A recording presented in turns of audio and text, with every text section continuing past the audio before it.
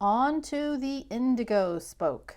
And you can tell I have already done some of these stitches because they are things that we have already done before, and you all really just didn't need to have me explain that again for probably the fourth time. So it's just the stitch diagram for this spoke will have all of the numbers of strands and the stitches used, but it's all things we've done before.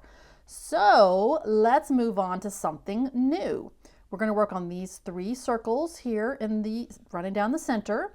The first one we're going to work on is the big one right here. And for this circle, we are going to fill this in with what's called an eyelet stitch. And we're going to start out by finding the center of the circle. You don't have to use a pen to do this, but maybe it'll help you. Got one? Okay, so I'm just going to mark the center. And now I'm going to take my needle and I'm going to make a big hole in the center. I'm going to put that in there and I'm going to rub it around as hard as I can. If you happen to have let me find one. If you happen to have like a large needle, like here's a large one, or this is a milliner's needle. Here's a number 20. Let me see, what is this? A number 20. What do I have over here? If you have a large needle, here we go. Here's a number 20. Sorry, that wasn't a number 20. Here's a number 20, so it is a large needle. You can put that one down in there and just push it around. But if you don't, even if you don't have a large needle, here, let me put these away. Here's the number 24 chenille that we have been using for the whole thing. And just put it down in there and go ahead and make a nice, just, you know, push it around, push it up, down, sideways so that you get a nice big hole right there, because we're going to be putting all of our stitches down into that hole. When you have that hole in the center, now all we're going to do is just, it's really a lot like satin stitch. We're just going to come up on the outside edge, and I'm making sure to put that needle on the outside edge of the white line and go down in the center.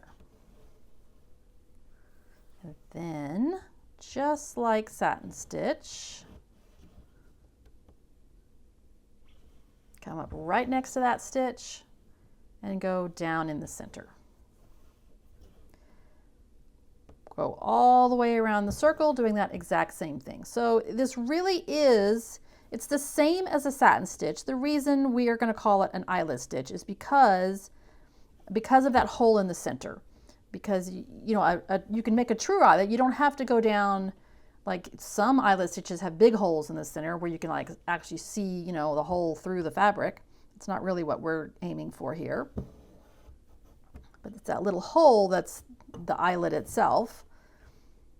But we are just making the hole ahead of time so that we are not struggling at the end to get so many threads through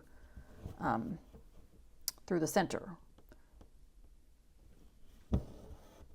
But other than that, how simple is that? Just literally just work all the way around the edge, being careful here on the outside edge to, just like on a satin stitch, come up very close to that stitch and right outside the line. But other than that, stitch all the way around. And there is the finished eyelet stitch. And you know, those last 6 or 7 stitches were pretty tight in the middle there. I really could have made my hole even larger. So definitely err on the side of a little bit larger of a hole when you're trying to put that many stitches in the center. Try not to like cut your fabric. You don't want to do that, but just, you know, really try to get that hole reamed out a lot before you start. So anyway, this is another one of those stitches that shows off the variegation very nicely because, you know, the color changes as it goes around. So that's the eyelet stitch. The next one we're going to do down here is called the Rhodes stitch. And that is Rhodes, not as in country roads, but R-H-O-D-E-S, Rhodes stitch. And it's gonna feel a little similar to what I've been calling that spirograph stitch, like what we did over here. And it's a little bit similar, but what you do is you start anywhere on the circle. Again, just like we did up here, make sure you come outside the line. But instead of going across the circle, like at an angle like we did, we're going to go straight across. So right over to the opposite side. And now for every stitch, we're going to move over one little space and cross over and go down on the other side. So that's why it feels a little bit like the spirograph stitch. Do want to make sure that you take some care about where you come up. So I came up on just on this side of this stitch, and I'm going to cross over this stitch this way, go right down on the other side. Do that again, move over just a little bit, and go down just on the other side, straight across from where you came up. But now do that all the way around the circle. This is a good way to, like, it's really hard to use, regular satin stitch on a circle.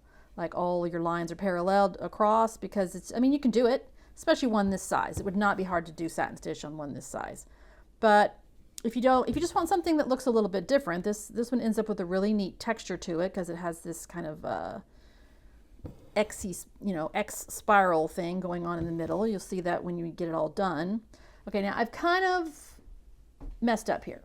See how these right here are really close together? So I have like a little teeny, little space from here to here, and over here I was spacing them out way too far. So, I could probably fudge it from here on out, but I'm gonna rip those out. I was too busy talking about satin stitch, and I wasn't paying attention to how close together these were and how far apart these were. So let me go take that out. Okay, rewind. Here I am again. Starting at the bottom, go straight across. Now, having just seen that, it doesn't matter if, it doesn't really matter how far you move up the line, how close this stitch is down here. Just make sure you're consistent up here. Whatever space you have down here, have the same space over here. Just like I did, I had teeny tiny little spaces in between here, and I had wider spaces up here, and that was kind of throwing everything off kilter. So I'm going to see now if I can try to be a little more consistent. So I'm trying not to get quite so close as I did down here when I'm coming up. And maybe not leave quite so much room between the ones on the top. And every time I've done this stitch, except for just now when I ripped it out, partway through I'm thinking to myself, well, this is all wonky. I've totally messed up my spacing. This isn't going to look right. But usually I just keep going and it's fine. Just then it was just a little too off. But usually I'm thinking, well, this just is going to look really crooked, and it ends up being fine. It really does. So this is better. So now I'm still a little close here and a little wider up here, but this pie shape is equal and this pie shape is equal, so I'm going to turn out okay. I don't know why I tend to come up too close down there on the bottom or on the right. But other than that, just keep going around.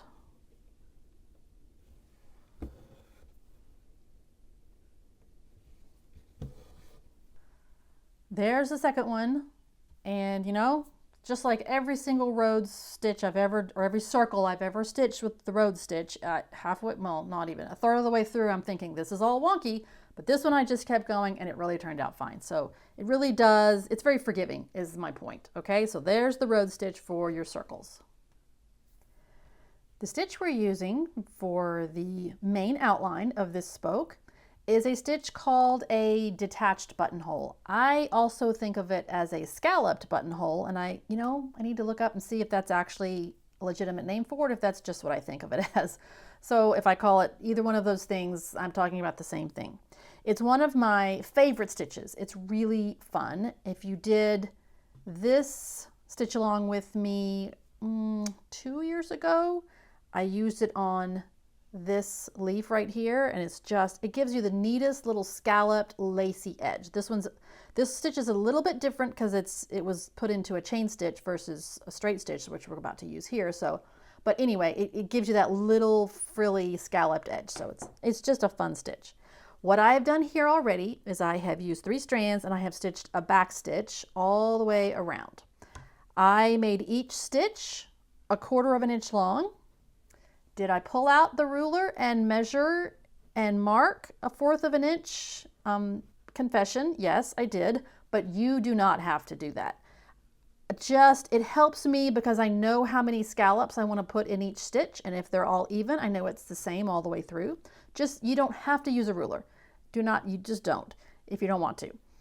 But just try to be consistent. Don't try to have, or don't have one stitch be super, super short and one be long, and then medium and long and short and medium. It'll just be easier for your counting if you have them all really similar.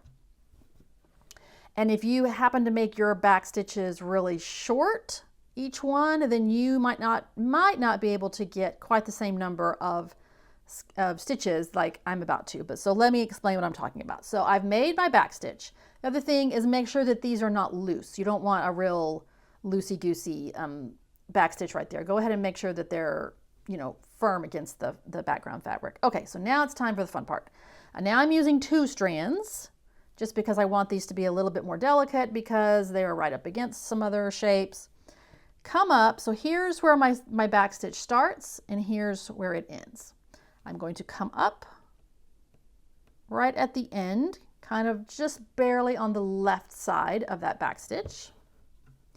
And now I'm going to go under that stitch, and I'm going to make sure that you don't have to do this, but I'm just for demonstration, I'm going to make sure that the needle goes on the top side of the thread. So normally I don't even bother with that. I just put it up like this and I make sure that I'm pulling it up inside the loop.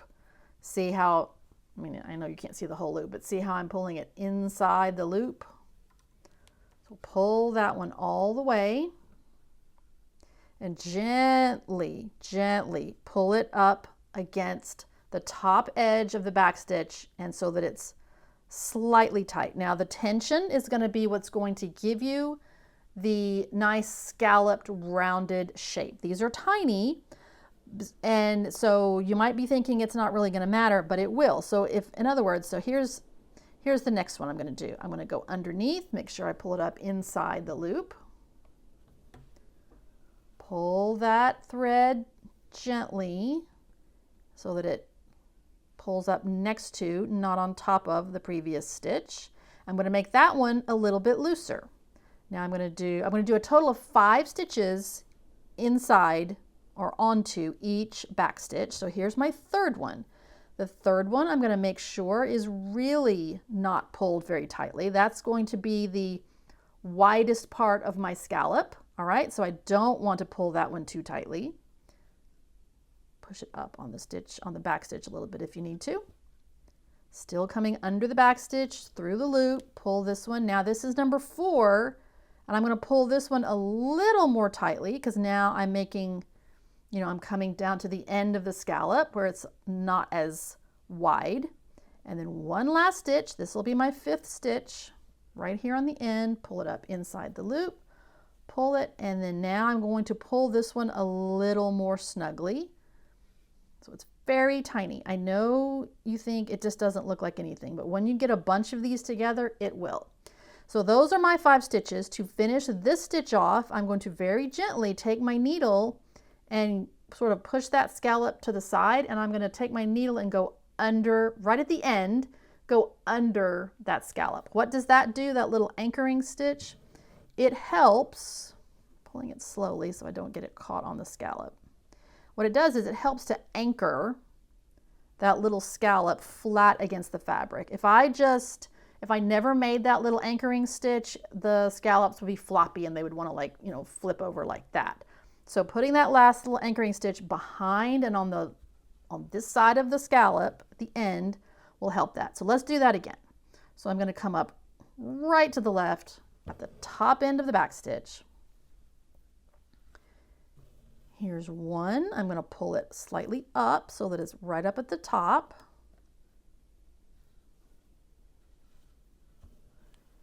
Here's 2, a little looser. Here's 3, This one is very loose. If you need, again, if you need to push it up a little, don't push it too hard. This is 4, a little bit tighter now. And here's 5, the 5th one, the last one. Pull it a little bit more so it's a little more snug against the back stitch. And now I'm going to make my anchoring stitch behind at the end there. And that's going to pull that scallop flat against the fabric. All right, so this is also a stitch that is going to twist your thread. Something about the constant going like this underneath and pulling it and all that, it really twists your thread up. So the twistier it gets, the more these little scallops want to kind of not sit flat next to each other. And it is important, I think I mentioned it, when you're pulling each stitch up to the previous one, make sure you're not pulling it on top of and just like squishing them on top of each other. You want them to sit next to each other, not on top of each other like this. So now I'll do one more and let you see it. This time without talking quite so much. So 1. Oops, got caught on the screw of my hoop. Okay. 2. 3.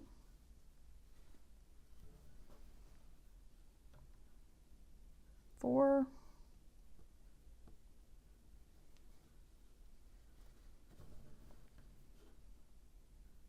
5. Anchoring stitch. I will do one more, and I'm really going to see if I can zoom in a lot for you here. Move this up. All right, I'll do one more for you. My thread is twisting. Let me get it a little bit untwisted if I can. Okay.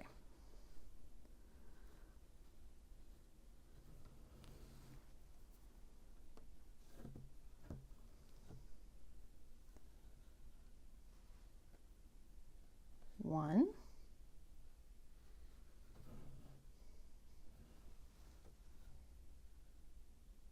2. 3.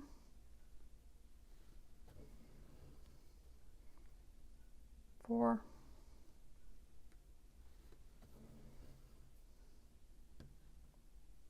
5. Anchor.